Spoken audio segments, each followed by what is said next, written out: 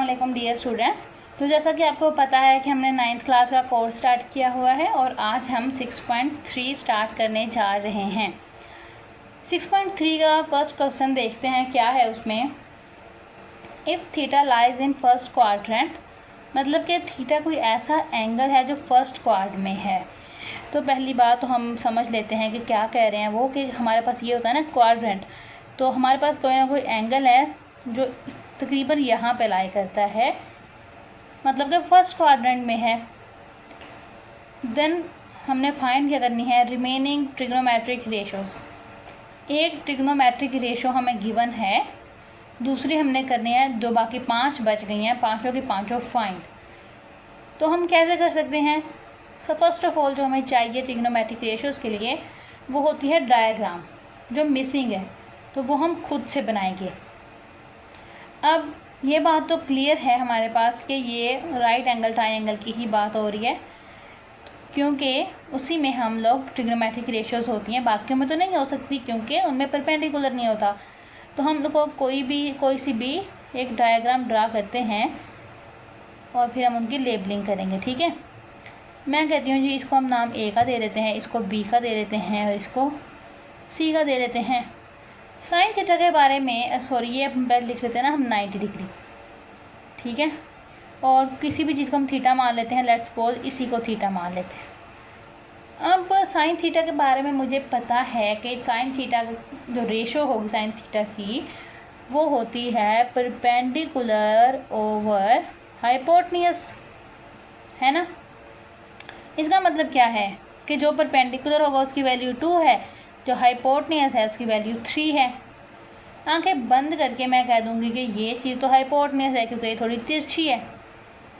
बात रहेगी परपेंडिकुलर की, ये थीटा है, इसके अंदर से निकलने वाली लाइन हमेशा बेस होती है ना, तो ये लाइन बची तो ये है परपेंडिकुलर। इसका मतलब क्या है, परपेंडिकुलर की वैल्यू है 2। वाह, हमें तो काफ़ी कुछ मिल गया, हमें एक डायग्राम मिल गई है, साइड्स मिल गई हैं, लेकिन अभी भी एक चीज़ मिसिंग है विच इज़ बेस। अब हमें बेस की वैल्यू नहीं पता। जब हमें किसी राइट एंगल ट्रायंगल की या किसी ट्रायंगल की 2 साइड्स गिवन होती हैं ना, तो थर्ड साइड निकालने के लिए हम एक थ्योरम यूज़ करते हैं जिसको हम बोलते हैं पाइथागोरस थ्योरम या मसला फिसागोरस भी बोलते हैं। तो बाय पाइथागोरस थ्योरम हम लोग क्या करेंगे, पाइथागोरस थ्योरम ये कहता है कि हमारे पास ये जो हाइपोटेन्यूज होती है, अगर हम हाइपोटेन्यूज का स्क्वायर करें इज इक्वल्स टू परपेंडिकुलर का स्क्वायर करें प्लस बेस का स्क्वायर करें तो आंसर इक्वल आता है। थ्योरम जो होते हैं बेटा वो ऑलरेडी प्रूव्ड होते हैं, तो हम लोग ये नहीं कह सकते कि क्यों इस तरह ही क्यों, क्योंकि वो थ्योरम्स हैं, रिसर्च के बाद प्रूव्ड हैं। हाइपोटेन्यूज की वैल्यू तो हमारे पास है ना, विच इज़ 3, तो 3 का स्क्वायर इक्वल्स टू परपेंडिकुलर की भी है 2, मतलब 2 का स्क्वायर प्लस बेस की नहीं है, तो आप उसको एक दफ़ा वैसे ही चलने दो, बेस को बेस ही चलने देते हैं। ये क्या है बेटा, 9 है, ये क्या है 4 है, बेस को बेस ही चलने दो। ये क्या आ जाएगा 9 - 4 इज इक्वल्स टू बेस का स्क्वायर। सीधा करके अगर मैं लिख लूँ तो क्या आ जाएगा, बेस का square equals to 5। Square root ले लूँ अब मैं इस स्क्वायर को ख़त्म करने के लिए, तो बेस की वैल्यू क्या आ जानी है मेरे पास, स्क्वायर रूट 5। तो ये आ गई है value square root 5। Now I am happy because perpendicular मिल गया, हाइपोटेन्यूज मिल गई है, बेस मिल गई है, अब तो कोई मसला ही नहीं है। बाकी ट्रिग्नोमेट्रिक रेशियोज़ के फॉर्मूलाज हमें आते हैं तो हम लोग फ़ौरन से कर लेंगे। साइन थीटा के बाद cos of theta, cos of theta का फॉर्मूला अब मेरे लिखने से पहले आप लोग रिमेंबर करेंगे क्या था, विच is base over hypotenuse. Base की वैल्यू अभी निकाली है स्क्वायर रूट 5, हाइपोटेन्यूज 3। वाओ, आगे चलते हैं। कोस थीटा के बाद निकालते हैं जी tan theta which is perpendicular over base, तो परपेंडिकुलर 2 बेस स्क्वायर रूट 5, ये यहाँ से देख के लिखी जा रही है बेटा, परपेंडिकुलर और ये बेस। टेन थीटा आ गया tan थीटा के बाद हमारे पास जो इन्वर्स में होते हैं साइन का होता है कोसिकेंट थीटा। कोसिकेंट थीटा की वैल्यू क्या होती है, साइन को उल्टा कर देते हैं हम, मतलब हाइपोटनियस ओवर परपेंडिकुलर, और मेरे y को पता नहीं क्या हो जाता है, और ये किसके इक्वल आ जाएगा 3/2 के, है ना। आगे चलते हैं जी, secant theta which is inverse of cos, ये इसी को उल्टा करने से बनेगा, डायरेक्टली लिख लेते हैं 3/√5। फिर आता है जी कोट थीटा, इसी को उल्टा करने से बनना है तो हम लोग लिख लेते हैं √5/2। तो ये हमने निकालनी। बाकी ट्रिग्नोमेट्रिक रेशोज़ हमने साइन थीटा को सिर्फ यूज़ किया, देखो, और एक डायग्राम बनाई, उसमें से बेस मिसिंग था, थ्योरम से हमने एक बेस निकाला, फिर हमने बाकी ट्रिग्नोमेट्रिक रेशोज़ की वैल्यूज़ निकाली। तो ये टफ नहीं है, सिर्फ आपको कॉन्सेप्ट पता हो कि करना क्या है। ठीक है जी, चलते हैं अब आगे। चलो बेटा, ये हमारे पास नेक्स्ट है कोस थीटा इक्वल्स 3/4। सबसे पहले तो मैं इसका फॉर्मूला ही लिख लेती हूँ जी। कोस थीटा का क्या होता है भला, बेस ओवर हाइपोटनियस, मतलब कि हमें बेस और हाइपोटनियस तो मिल जाएगी ना। बना लेते हैं एक ट्रायंगल हम यहाँ पे, जैसे हमने पहले बनाया था, और ये लो जी, ठीक है। ये एंगल हमेशा की तरह 90 डिग्री होगा, ये एंगल थीटा होगा, ये चीज़ है बेस, इसकी वैल्यू क्या आएगी 3, ये चीज़ क्या है हाइपोटनियस, क्या आएगी 4, और ये परपेंडिकुलर तो हमें पता ही नहीं है कि क्या है, ये तो हमें पाइथागोरस थ्योरम से निकालना पड़ेगा। हम लोग लिखेंगे by Pythagoras theorem. I know कि मेरे स्पेलिंग गलत होंगे पाइथागोरस के।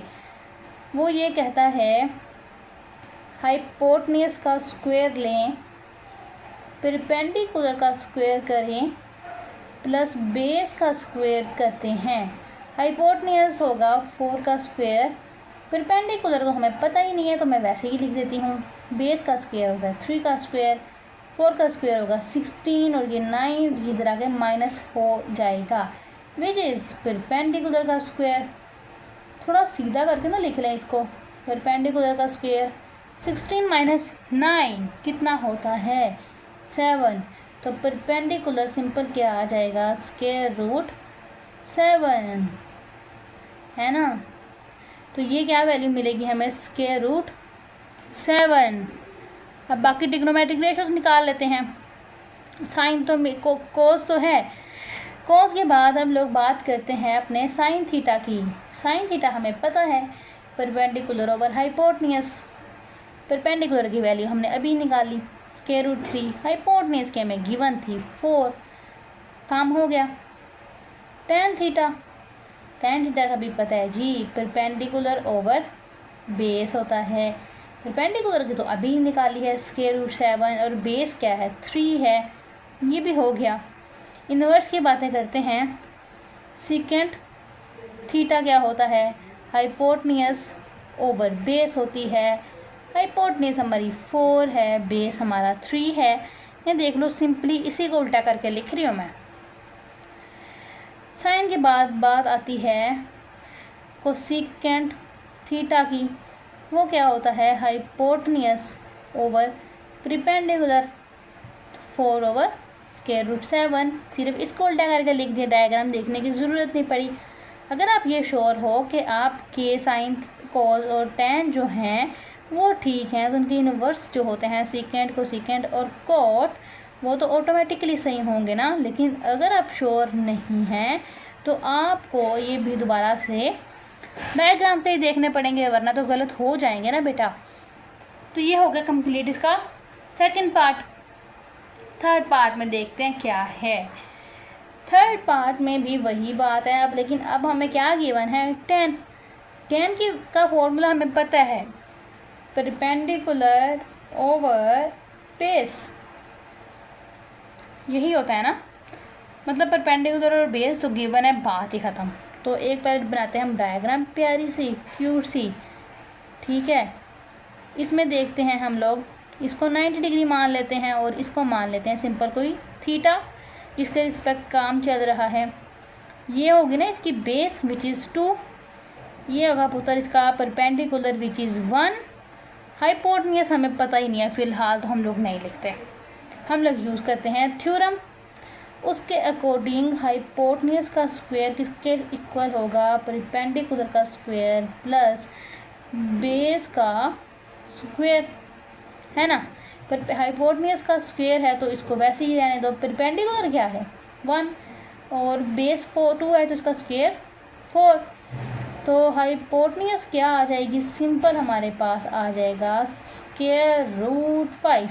ये डायरेक्ट मैंने इसलिए कर दिया है कि पहले भी हम स्क्वायर रूट 5 को डील कर चुके हैं, तो this one is square root 5। बाकी ट्रिग्नोमेट्रिक रेशियोज निकालना अब हमारे लिए बिल्कुल आसान हो गया है। हम लोग चेक करते हैं साइन थीटा। फॉर्मूला तो हमें उंगलियों पे याद है, जी perpendicular over hypotenuse, this one is perpendicular, this one is hypotenuse, square root 5। Cos theta देख लेते हैं which is base over hypotenuse, ठीक है। बेस हमें पता है 2, हाइपोटेन्यूज भी पता है स्क्वायर रूट 5। मैं डायरेक्ट इसलिए लिख देती हूँ ताकि आपका टाइम वेस्ट ना हो और आप लोग साथ साथ सोचते रहो कि फलाने की वैल्यू क्या है, फलाने की वैल्यू क्या है।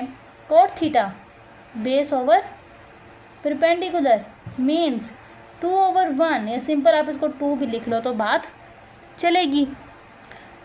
उसके बाद कोसेकेंट थीटा, कोसेकेंट थीटा क्या होता है, hypotenuse over perpendicular means square root 5/1, और अगेन अगर स्क्वायर रूट 5 भी लिख लो तो कोई फ़र्क नहीं पड़ेगा। Last one secant theta, secant theta का हमें पता है हाइपोटेन्यूज ओवर बेस, तो स्क्वायर रूट 5/2 होगा। ये हमें कंप्लीट लिखना पड़ेगा, ठीक है जी। तो आपको समझ आ गई होगी ये, इसमें अब हमने नया क्या सीखा है, ओनली पाइथागोरस थ्योरम। बाकी ट्रिग्नोमेट्रिक रेशियोज़ का तो हमें पहले से ही हाँ होना थी ना, तो हमने जो नई चीज़ सीखी है वो है पाइथागोरस थ्योरम। तो उसको आपने याद रखना है, बोलना नहीं है। अगर आप भूल जाएंगे तो मसला हो जाएगा, ठीक है जी। तो आज के लिए इतना काफ़ी है, बाकी मिलते हैं हम अपनी नेक्स्ट वीडियो में नेक्स्ट क्वेश्चन के साथ। तब तक के लिए अल्लाह हाफिज़।